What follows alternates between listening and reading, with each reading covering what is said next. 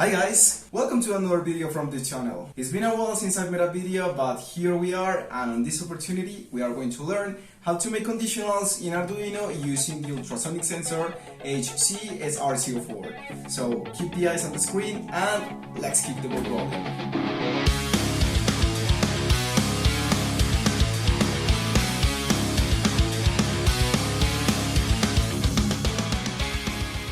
Well, for this exercise, besides the HCSR04 model, we are going to use LEDs and servo motors.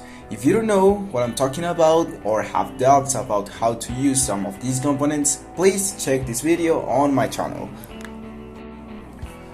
So please go to your Tinkercad account and drag on the dashboard the Arduino Uno, one servo motor, two LEDs, the breadboard, which is always very helpful, and the HCSR module. Remember to search it with Ultrasonic. Yeah, that's it. First of all, we have to make the connections of this circuit. That's very plain. Set the negative and positive lines in your breadboard and make the respective connections to GND and VCC. So, take the black one and set it on the GND, and the other one for 5 volts, that is the VCC. Well, don't forget to change the colors, and that's it. Once these connections are done, take your LEDs and put the anodes on the Arduino pins and the cathodes to the breadboard negative line.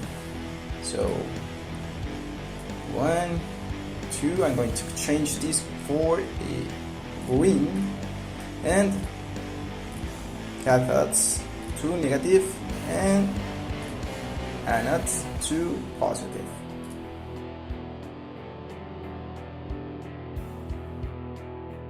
Well, take your servo motor and make the connections too.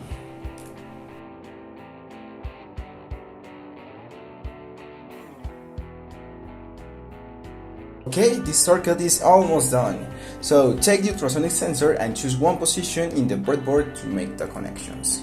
In my case, I'm going to choose this one. And as you can see, this model has 4 pins. You already know how to connect the VCC and GND pins, so I'm going to focus on the trig and echo pins. Remember that this model works using some waves that are sent through one of these cylinders that is called trig or trigger, and the other one receives waves after colliding with an object. This other cylinder is called echo. Both pins have to be connected to digital PWM pins. In this case, I'm going to use the numbers 9 and 10.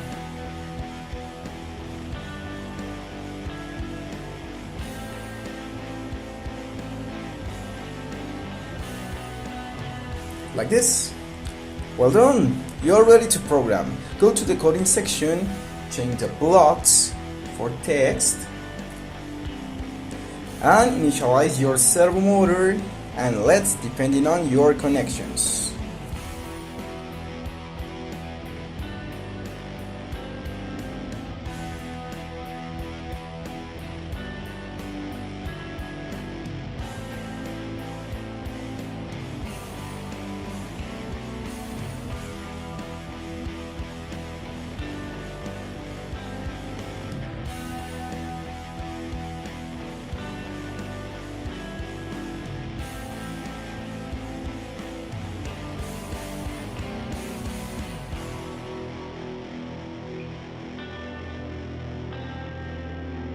Okay, it's done.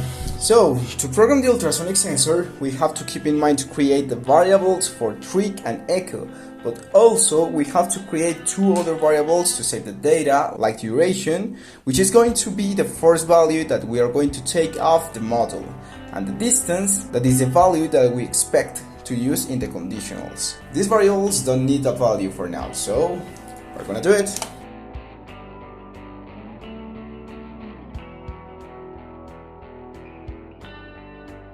Once the variables are done, go to the setup method and set the pin modes for each one, output for trig and input for echo.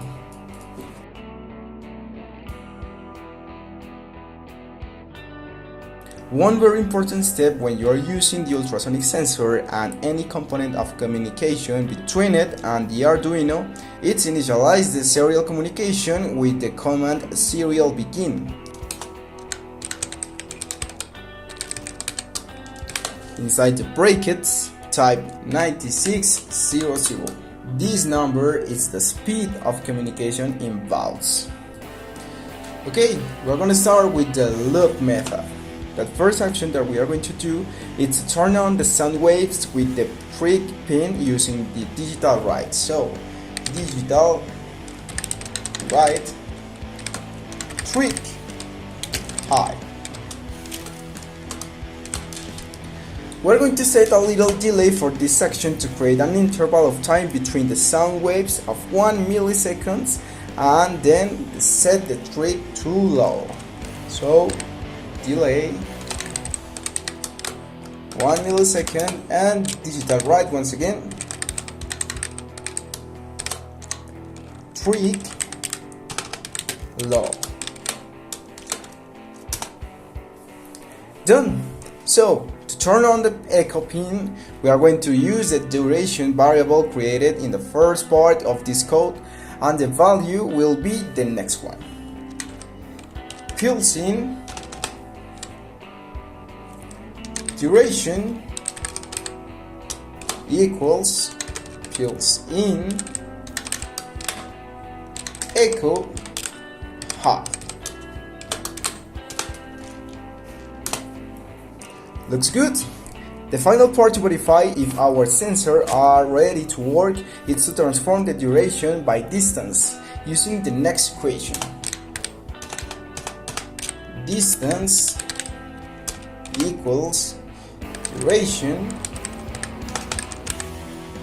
divide 5809. Don't spend time trying to understand why 58.9. This value have to be used every time that you want to change time to distance in centimeters. So do it and continue with your life. Well, it's time to test it.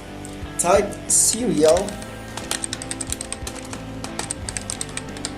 print ln and the variable distance inside the brackets and press start. To see a simulation of an object in the dashboard, may click on the sensor and will appear a blue ball and two numbers above the sensor. These numbers are the distance between the blue ball and the model. The value in centimeters has to coincide with the number of the serial monitor. If so, you did it. So press the serial monitor and look how the numbers will be appear and contrast it with the numbers of your simulation. Well, we have reached the end of this video. The last part is about how to make conditionals with if-else statement using the ultrasonic sensor. But no worries, it's easier than you think. Have you ever said a friend, I'm gonna help you, but with a condition? In programming, we can do the same to make some components work. It's something similar to say to a LED, hey, you will be on, but just when this condition comes true. Let's gonna see how it works. Just use the reserved word if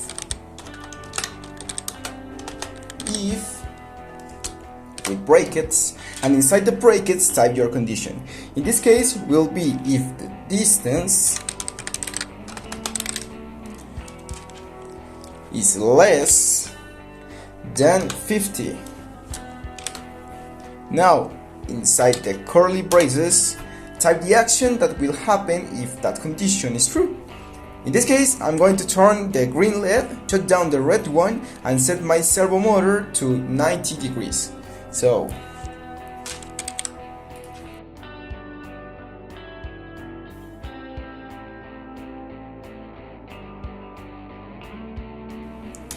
well, outside the curly braces, type the reserved word else.